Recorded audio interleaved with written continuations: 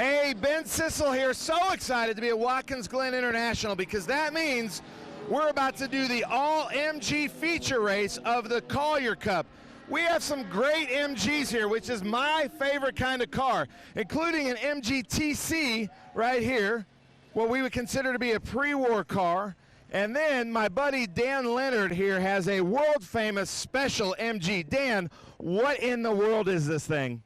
This is a Chuck Bowen TC Special, built in 1949, a brand new TC. He took the body off and redotted it like a Lotus before they were made a Lotus. So it's a great little car. Nice. This is a really fast car, and it's got a little bit of an aero advantage over that one, as you can see. And then we got to show you this, what I would consider to be kind of a, if there's such a thing as a Concours MG race car, it's right here. Joe Puma's number 17. Properly British Racing Green MG Midget, a beautiful car. I mean, all of the details, everything on this car has been sorted like it would be a Pebble Beach show car. And then, Joe, you're out here racing it. Are you just stupid or what? No, I've been an MG enthusiast for 30 years, and I've had a street car for 35 years, and I thought I wanted to build a race car. I was a fan, a spectator here for 10 years, and I just thought, hey, what the heck, you know, I'll build it myself, and it took me 10 years to do it, but it's here. I've been working on my 1959 MGA, restoring a street car, and it still doesn't look this good, and here's Joe out here racing it. One of the most historic cars here, and the guy that runs the MG Vintage Race Group, Chris Meyers. This is the last car to win on Sunday at Lime Rock in the day, the 029. Chris, the Collier Cup. I know this means a lot to you. Can you explain to the fans out there why we're celebrating the Collier Cup? Well, this is a vintage trophy and a vintage event, and the Collier brothers were instrumental in bringing MGs to America back in the 30s. And raced them, and then again raced at Watkins Glen during the street racing days. When after Miles passed away in, I believe, 1954, the SCCA decided they were going to name a trophy after them, and as far as I know, it still exists within the SCCA. Well, we did the same thing in vintage racing in 1985, although it's not based on who crosses the finish line first, but based on the MG spirit and the spirit of vintage racing, and it's been going ever since. We missed, obviously, last year, but it's been going strong ever since. Nice. So the Collier Cup, if you're an MG racer, this means a lot to get it. And it's kind of like if you were with us for the Cassiner Cup, it's kind of like that. Like he said, it's not the fastest car, it's just the best car. And that's kind of the spirit of MG, because if you know anything about British cars, it is really tough to get these cars to keep them running.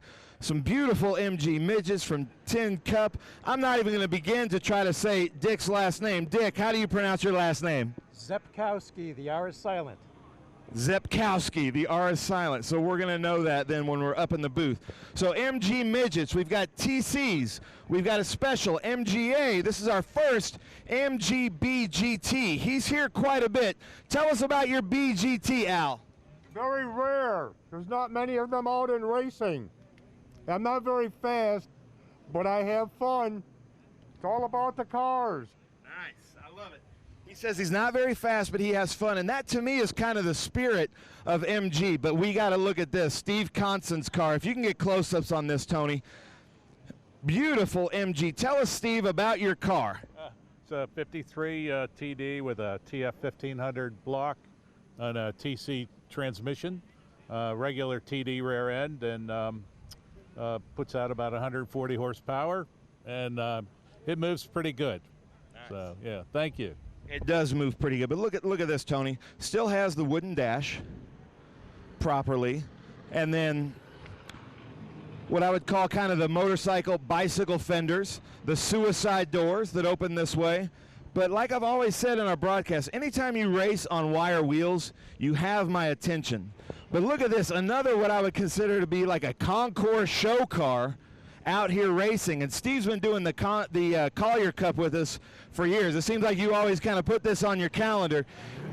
He races a lot of other cars. Yeah, look at these SU carburetors with these trumpets going in. And again, if you know anything about British cars and especially MGs, tuning the multiple SU carburetors and a 1500 engine with Lucas Electronics you're a master mechanic. If you can finish the Collier Cup on a Sunday after racing this thing all week long, you're a master mechanic. But I'm going to bring Joe over here. Joe Turno, get over here, man.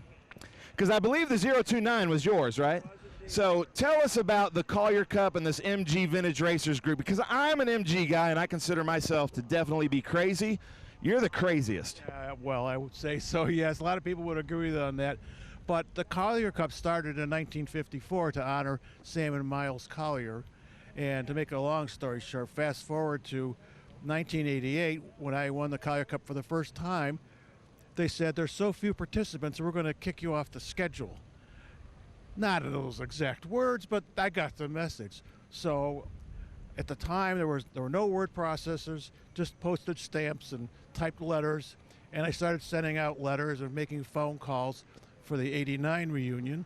And we had about 20 cars, and we were on a roll because there was a lot of resistance from the MGT community. They said, oh, the track's too fast, we're going to fall asleep, blah, blah, blah, blah. But I really got on the phone and I just hammered everybody. I said, this is part of our history. We don't want to let this slip away.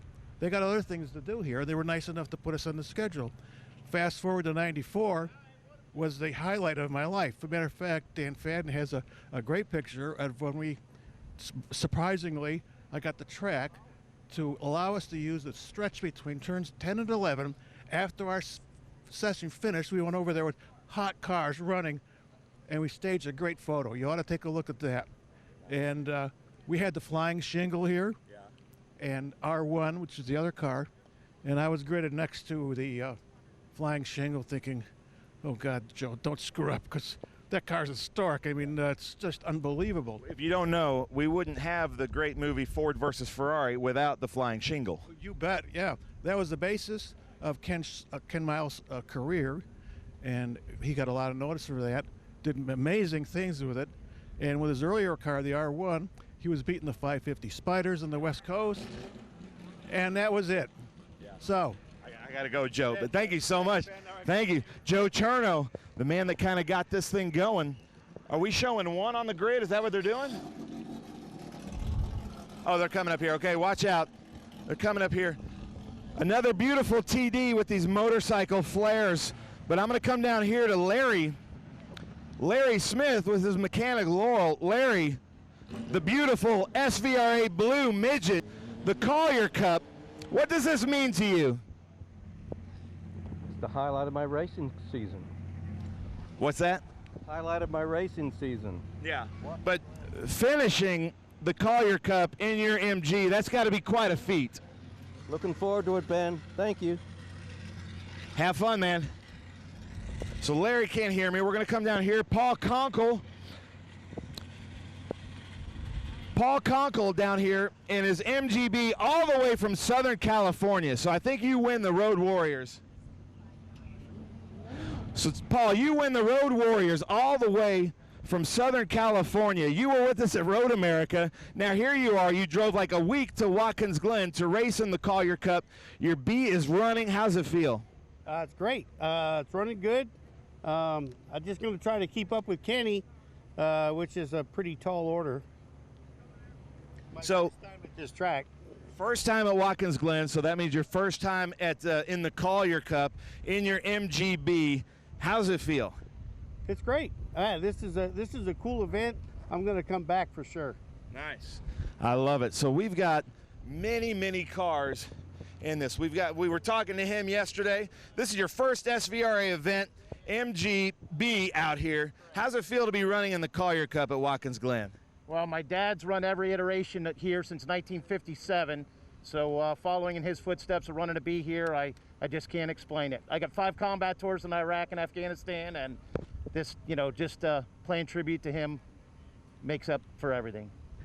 That is awesome. So your dad raced here, you said, in all different iterations since 1957. Now you're out here in an MGB. So what's your goal? Is your goal to win this race, or to, like most MG guys, to pull it into the trailer under its own power after the weekend? I'm here to win, brother. Here to win. That is awesome. Well, Jonathan, it's about to get loud down here with these little 4-bangers. These things are really loud. So, Jonathan, I'm going to send it back to you.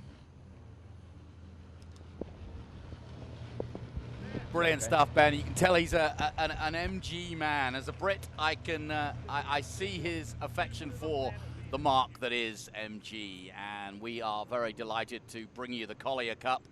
And just to re-emphasize that, since 1954 they've been running the Collier Cup here, and it's all in celebration of two men who, two brothers, the Collier brothers, Sam and Miles, who you could argue were the forerunners, and they not only were the first importers of MGs, they were the forerunners of SCCA in terms of their organization. They had a part in Sebring. They played a huge part in amateur motorsports here in the United States, and it's great that they are being celebrated today. So it's not just the mark, it's the Collier brothers themselves, who actually raced Le Mans together in a Cadillac, of all things, and did a pretty good job. So even back then, American cars were doing the business in Europe, and meanwhile they were importing these little MGs over to New York and to Florida. So we've got a real interesting group here to set us all off for the day. It's a little bit breezy, a little bit cloudier than yesterday, but at the moment we're not expecting any inclement weather, though that could change. It's wont to do that. MGBs, MGAs, midgets, the old Sprite, a couple of TDs, an MGBGT. I remember growing up, that was the one I always wanted, was the MGBGT. My first car was an MGB, but it was the rubber bumpered 1976 version. Ben knew it well and enjoyed it. Except living in Texas with the plastic seats, that was not the most comfortable at times, but hey, it was the joy of driving, and that's exactly what these boys are about to do. And what a track to do it on. It's almost the perfect place to be, the flowing circuit that is Watkins Glen, which dates back, of course, to 1956. So both this cup and the track have a lot in common, going all the way back to the 50s. And as you heard there at the beginning of the show, 1948 was the first ever Watkins Glen race around the streets of the village of Watkins Glen, and they've been smitten with racing ever since. And it was great that they continue even to this day back in, to celebrate the 1948 race. 6 miles it was then around the street, so that was an achievement in itself. But now, of course, we've got the purpose-built 3.45-mile track, which has hosted Formula One, hosted IMSA, and of course is a regular on the NASCAR calendar as well. We had Boris Said up here yesterday, and he was loving both watching and being part of this event, but of course he hopes to be racing. His car wasn't ready yesterday, he had a problem with it, and we hope to see him in Trans Am later today. And Ben, I can see your passion out there, no question about it. You absolutely do love this mark, and I can understand it, and not everybody understands it. I hadn't realized that MG, we were talking about how even a big fella like yourself can get in a modern day, you know, MG. There's a lot of room in those cars, despite the fact that they're tiny. Yeah, there is. Sometimes it might be difficult to get in and out, but once you're, somebody just took the long course. Once you're in and out, once you get in, they're really comfortable. Even the midgets are just fine. The TCs and the TDs with the suicide doors, those are pretty easy to get in and out of. And if you're much bigger than me, I'm 6'3", 250, a lot of the guys, even in their street cars, do the racing breakaway steering wheel, so they can get in and out pretty quickly. Our Honda Civic leading them away, our pace car, of course. Here it comes. Here we go. Look at this. Beautiful our first field. Race of the day, the Collier Cup feature race. I hope you're as excited for the day ahead as we are to bring it to you on our live stream. Welcome to Watkins Glen. Welcome to the first race of the second day of the Speed Tour from Watkins Glen. Here we go, folks. The green flag waves, and it's a host of MGs coming at you. Look at that, 3 wide. Oh, somebody's got to brake late, and they almost all braked at the same time. Peter Uzdavinis. Yes. And that MG midget takes it. He's got a little bit more nimble car. It's a little bit lighter, so the brakes are going to be able to bite a little bit more. Andrew Moore in second place. And then I believe that's Kenny Williamson in that white and red MGB. And then as we watch the beautiful TDs go up with Steve Konsin in the green, British Racing green car, up the uphill S's. First lap of the Collier Cup. Here we go. Look at this, three now, wide again. The Bees Down have the back power. straight. Now, who goes into the bus stop first? Who's your money on? I'm Andrew Moore. Yeah. Oh, Uzdavinis ducks in behind. The MGBs have the power. 1,800 cc engines in these MGBs. Like you said, they weren't the fastest cars back in the day, but they were so nimble, and you can see it here, just how well they turn through the bus stop, the inner loop, and then onto the carousel or outer loop, whichever you prefer. They're known as both. There's Chris Meyer in the famous 029 car, and then in that 55 is Doug Faust, MG Midget.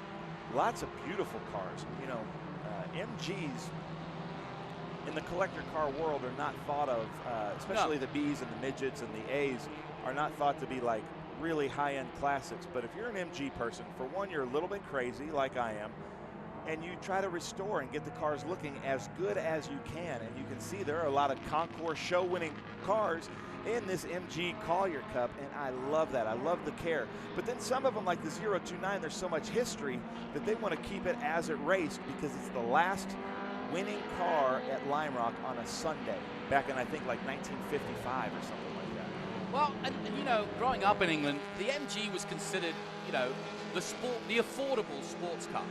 So there was always a lot of MG Spitfires as well, Triumph Spitfires, TR6, TR7s. You know, these were cars that weren't the Ferraris, that weren't the unobtainables. They were production cars, but they were sporty and fun.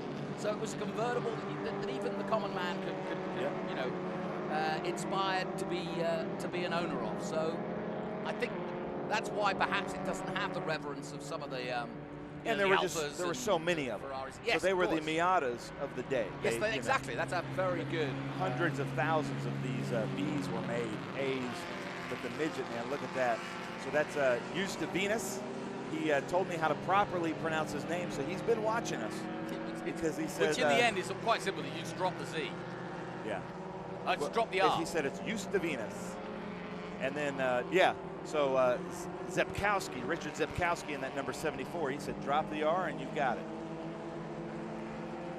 You know, MG was formed in 1930. That gives you an idea of, you know, how old and how established they were. So they've been around a long, long time. Of course, now owned by the SAIC Motor Company, Chinese motor company. Yeah, still making the MGs. If you look at MGTF, they're just now legal to import into the United States, and I'm looking at getting one. They're about the size of a Miata and beautiful cars. Well, in fact, because it's now owned by a Chinese manufacturer, almost 300,000 were manufactured last year alone. So very big in Asia as well. Lots sold there, but of course still a very popular car in the UK. That 623 you're looking there is an MG Sprite driven by Toby Yurko, but it has a Tellington front clip, which is just a different front clip you could buy and put on the cars. What is it? Do you know what a Tellington front clip I don't. I had to go ask him, but basically it's just a different way you could do it. Like different body manufacturers would make things like little kit pieces that you could make. I've seen somebody with an MG Midget that looked like a Rolls Royce, so it's just a piece of fiberglass that That's you could not buy. an easy feat. And it would be something that somebody like me, if I would have crashed my metal and didn't want to redo that, I could just basically bolt on a clip and paint it and be done with it. It looks like we're maybe having a pass here. Chris Meyer out front. Lovely shots. Yeah. No, that's Larry Smith in the blue Whoa, car. He had to go on the grass for a moment there. Just taking a little avoiding action there, Eric Russell in the MGA. Eric Russell in that red MGA. Larry Smith ahead in the blue Midget. They had a great battle yesterday. All race long.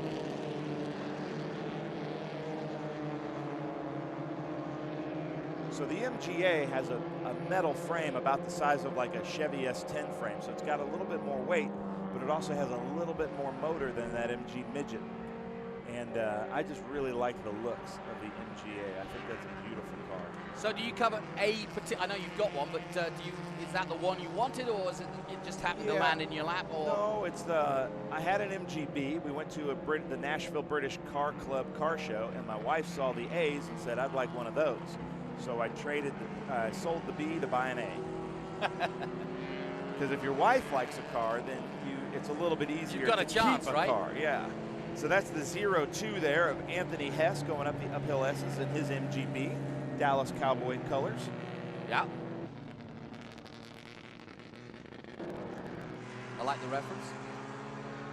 Although they didn't win. The reason that the Collier Cup is so important to Watkins Glen, because like we were talking about, the Collier brothers raced here, and I don't remember which one I should. One of the Collier brothers tragically died in one of the races. Yes. And there's a monument to him in 1950, yeah. Right by our hotel. Look at this. Look at the fenders on that TD. And if you know anything about TDs, they should not be going this fast.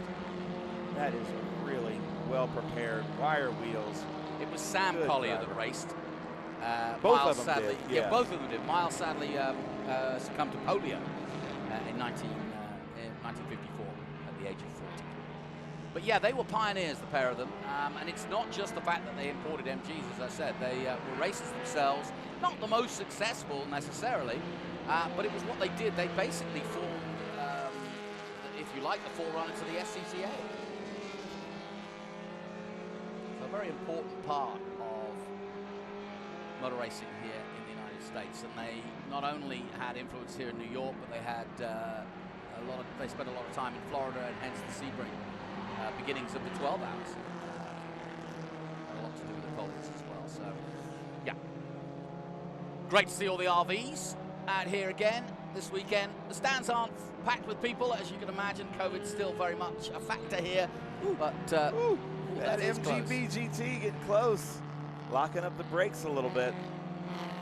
That's Steve Konsin there in that TD, that green TD.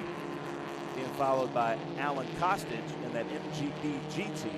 Yeah, when you put it an MGB GT on the end, it makes it sound like it's, I mean, all right, Grand Tourer, but it is really quite a small version, probably the smallest Grand Tourer I've seen, or GT. And they had some success racing at the 12 Hours of Sebring. The GTs did.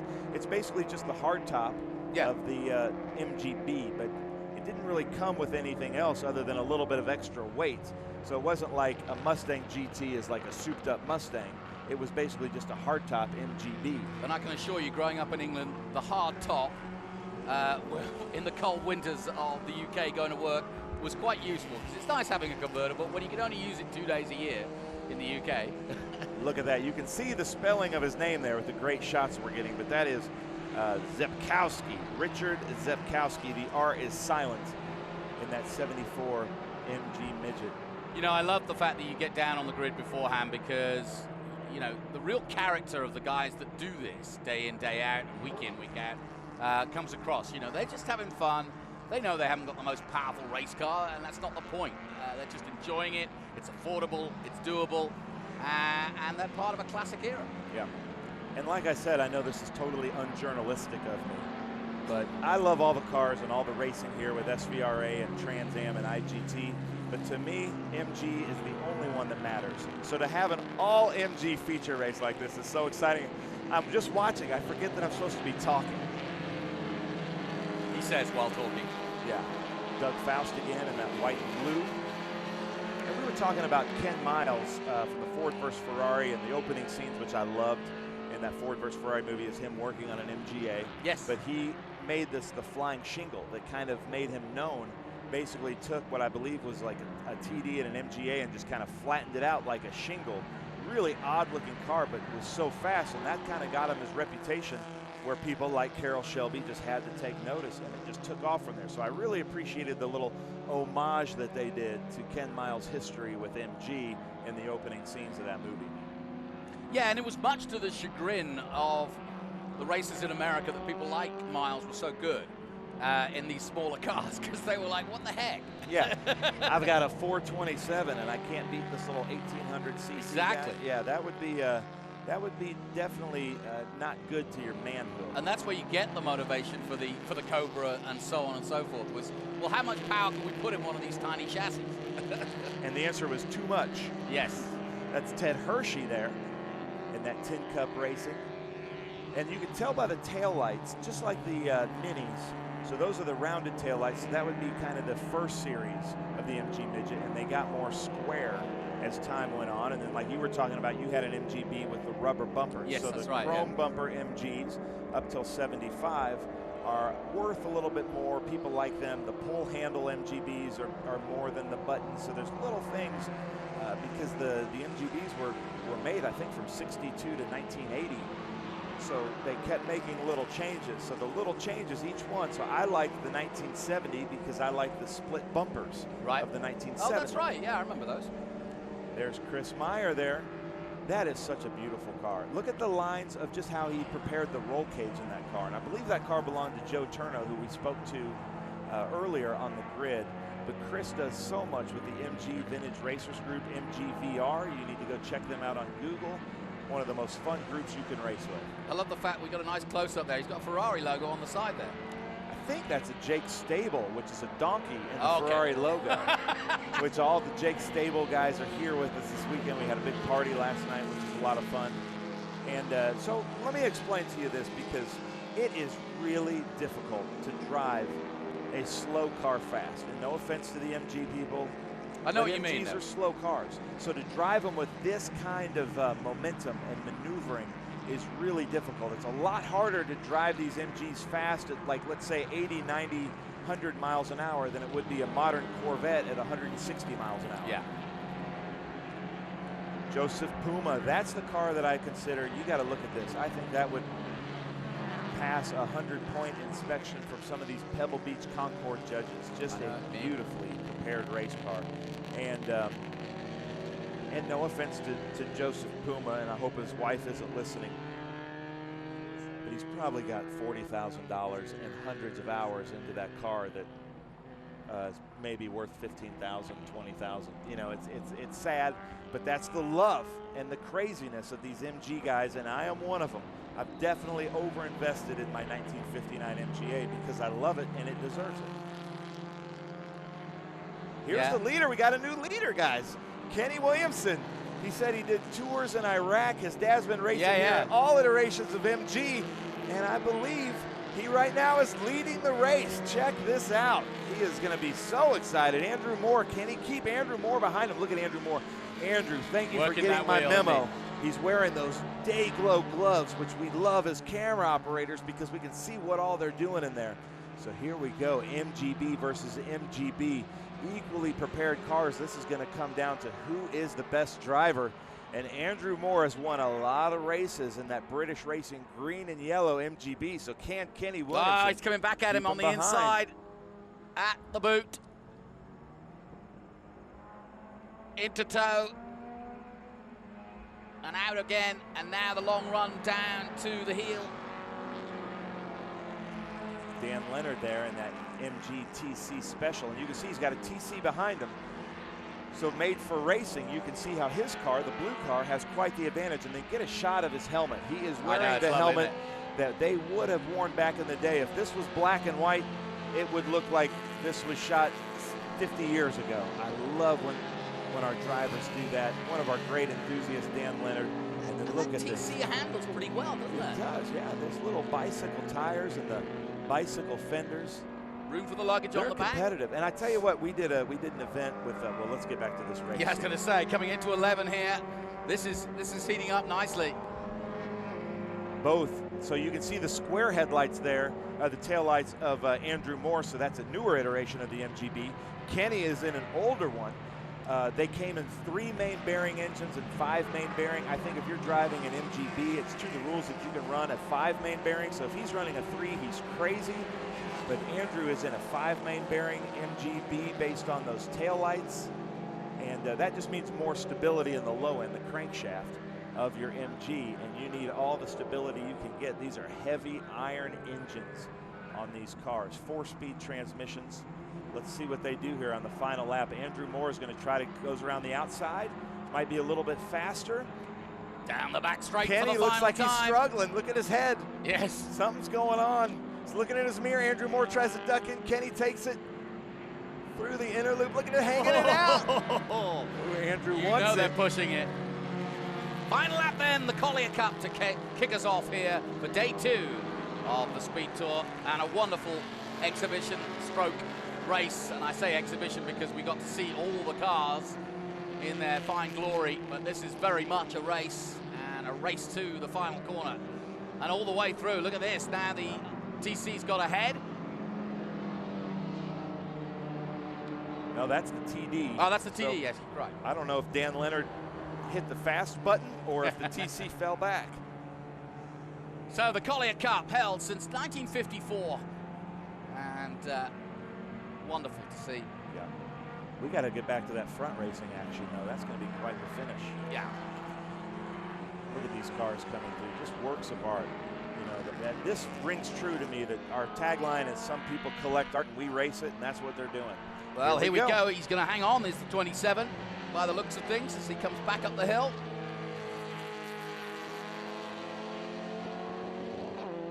But it's going to be nip and tuck. Well, Andrew Moore's got some power. He's got a little bit less weight on top with that roll We thought bar. about it. Into 10 they come. Now down towards turn 11, the final corner here at Watkins Glen. And a wonderful way to start the day here with an all MG field. Come on, Kenny. I know I'm not supposed to play favorites, but come on, Kenny. Down towards the checkered flag, and there it is. And a great start. Now that, ladies and gentlemen, is how you race in the Collier Cup. Look at his excitement. Look at Kenny's excitement, and he's doing this for his dad, a veteran here on the 20-year memorial of 9/11. Tours in Iraq, and Kenny Williamson wins. And look at that, it is a win for both of them, because if you're an MG person or any British car person, to finish a race on Sunday after a long week of racing in a British car is quite a feat in itself, and then to win in such a great race, that is exciting for me, and I know that they are so much more excited than I am. Peter Uzdavinis was a 3rd place in the number 25 ahead of Larry Smith. But it was a great battle between Williamson and Moore, for sure. Larry Smith, 4th place. Good stuff. So Kenny Williamson, Andrew Moore, Peter Uzdavinis, and Larry Smith, and Toby Yurko. Man, and look at that, here's Peter Uzdavinis. And these guys, the great thing about this, no matter their age, if they're in their 80s or their 20s, when they get out of these cars, it's like they're all 14. And that's one of my favorite things to see. I wish I could be down at the winner's circle, because there's going to be a lot of high fives going around. Everybody's going to be excited. And ladies and gentlemen, we just finished a Collier Cup without a full course yellow. I can't think of a car that went off. No oil on the track. It is a Collier Cup miracle, ladies and gentlemen, this Sunday morning here at Watkins Glen International. To start off the broadcast, it's going to be a good day, Jonathan. Yeah, I think it's going to be a lovely day. The sun is yet to peek out, but I think we're going to have a day that's set fair for some great racing. Well, we put the Collier Cup to bed. Congratulations to Kenny Williamson and Andrew Moore.